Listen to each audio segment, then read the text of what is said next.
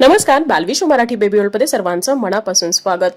आजच्या या व्हिडिओमध्ये मी तुमच्यासोबत एक रेसिपी शेअर करणार आहे जे बाळाचं वजन, ताकद, रोगप्रतिकारक शक्ती, भूक वाढवण्यासाठी आणि सगळ्यात महत्त्वाचं म्हणजे बुद्ध्यांक वाढवण्यासाठी खूप जास्त फायदेशीर आहे। हा एक जो लाडू तुम्ही पाहता आहात, हा एक लाडू जर दिवसभरामध्ये बाळ खात असेल तर बाळाच्या आरोग्याच्या सर्व समस्या दूर व्हायला मदत होईल। ही रेसिपी बनवण्यासाठी मी इथे काही मखानास घेतलेले आहेत। हे मखाना तुम्हाला थोड्या वेळ रोस्ट करून घ्यायचे आहेत, ड्राय रोस्ट करायचे आहेत। आपण तुपाचा किंवा तेलाचा वापर इथे अजिबात केलेला नाही।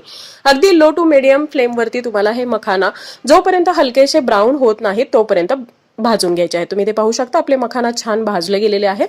त्यानंतर आपण इथे घेतलेली आहे फुटाणे किंवा जे रोस्टेड चणा डाळ असते, तर ते सुद्धा ते ऑलरेडी भाजलेले असतात, पण हलकासा त्याला क्रंच यावा यासाठी आपण हे सुद्धा थोडे गरम करून घेतलेले आहेत।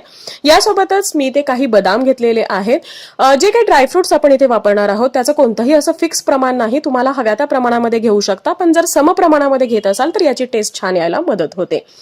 तर बदाम सुद्धा भाजून घेतले होते। यासोबतच आपण काजू, त्यानंतर अक्रोड आणि पिस्ता हेही भाजून घेणार आहोत। या अक्रोड, काजू आणि पिस्ता भाजायला खूप जास्त वेळ लागत नाही, त्यामुळे मी हे एकत्र भाजून घेतलेले आहेत। हलकेसे याला ब्राऊन कलर यायला लागला की आपण ते काढून घेणार आहोत। यानंतर मी इथे घेतलेली आहे अर्धी वाटी साधारणतः शेंगदाणे। हे शेंगदाणे तुम्हाला 12 महिन्यापेक्षा जी लहान बाळं आहेत त्यांच्यासाठी वापरायचे नाहीत, मोठ्या मुलांसाठी तुम्ही हे वापरू शकता। ते सुद्धा आपण भाजून घेतलेले आहेत। यासोबतच इथे माझ्याकडे खारीक पावडर आहे, म्हणजे घरामध्येच खारीक होती ती मी बारीक केलेली आहे। खारीक पावडर सुद्धा मार्केटमध्ये मिळते, ती तुम्ही यूज करू शकता। हे सुद्धा हलकंसं आपण गरम करून घेतलेलं आहे आणि हे सगळे ड्राय फ्रुट्स आहेत, हे आपण एका ताटामध्ये काढून घेतलेले आहेत। त्यानंतर मी इथे थोडीशी वेलदोडे घेतलेले होते। वेलदोडे ते सोलून आपण थोडे गरम करून घेणार आहे, जेणेकरून याचा फ्लेवर छान उतरेल आणि हे छान बारीक व्हायला सुद्धा मदत होईल। हे हलकेसे गरम झाले की आपण जे ड्रायफ्रुट्स घेतलेले होते त्यामध्ये आपण हे मिक्स करून घेणार आहोत। तर असं हे आपल्या सगळ्या ड्रायफ्रुट्सचं मिश्रण तयार झालेलं आहे। हे आपल्याला छान व्यवस्थितरित्या थंड करून घ्यायचं आहे आणि नंतर आपल्याला हे बारीक करायचं आहे। हे जर गरम आपण बारीक केलं तर याच्या गुठळ्या बनतात, गाठी बनतात आणि त्या फोडण्यासाठी परत थोडा जास्त कष्ट लागतात। तर त्यामुळे व्यवस्थित कंप्लीटली गार झाल्यानंतर आपल्याला हे बारीक करून घ्यायचं आहे। सर्वात आधी मी इथे मखाना बारीक करून त्याची पावडर बनवलेली आहे। ही पावडर मी एका बाउलमध्ये काढून घेणार आहे आणि त्यानंतर जे काही राहिलेले ड्रायफ्रुट्स होते, राहिलेले इन्ग्रेडियंट्स होते, हे आपल्याला छान व्यवस्थित मिक्स करून घ्यायचे आहेत। कारण मखाना जर यासोबत घातले तर ते व्यवस्थित बारीक होत नाही, त्यामुळे मखाना आपण अगोदर बारीक करून घेतले आणि त्यानंतर आपल्याला हे राहिलेले जे ड्रायफ्रुट्स आहेत हे पल्स मध्ये तुम्हाला बारीक करायचं आहे। म्हणजे मिक्सर बंद चालू करत करत तुम्हाला हे जे काही ड्रायफ्रुट्स आहेत ते बारीक करायचं आहे। कंटिन्यू जर मिक्सर चालवला तर ही अगदी चिकट होऊन जाते पावडर, अशी मोकळी मोकळी होत नाही।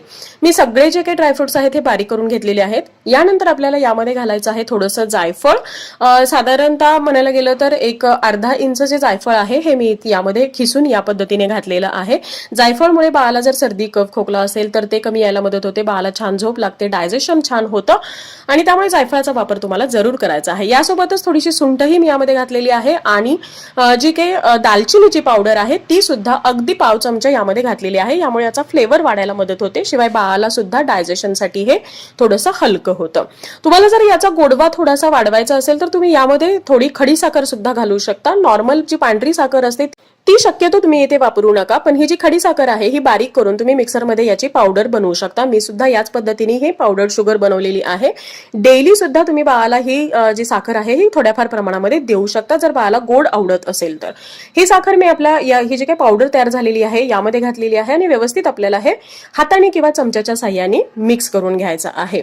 आता याचे आपल्याला लाडू वळायचे आहेत, त्यामुळे थोडंसं चिकट असणं गरजेचं आहे। शिवाय यामध्ये आयरनची लेवल आहे ही आणखी वाढवण्यासाठी मी काही खजूर घेतलेले आहेत, ज्याच्या बिया काढून हे मिक्सरमध्ये आपल्याला बारीक करून घ्यायचं आहे। तुम्ही ते पाहू शकता छान आपलं हे बारीक झालेलं आहे। खूप जास्त पावडर किंवा बारीक होण्याची गरज नाही, हलकंसं तुम्ही याला बारीक केलं तरी पुरेसं आहे। यानंतर कढईमध्ये मी थोडंसं तूप घेतलेलं आहे। या तुपामध्ये आपल्याला काळे मनुके जे आहेत हे घालायचे आहेत आणि हलकेसे फुलेपर्यंत तुम्हाला रोस्ट करायचे आहेत किंवा यामध्ये तुम्हाला तळून घ्यायचे आहेत। यामुळे याचा फ्लेवर ही छान वाढायला मदत होते। शिवाय तुपामुळे हे जे काही आपली पावडर आहे ही थोडीशी चिकट बनते, जे आपल्याला लाडू वळताना इझी पडतं।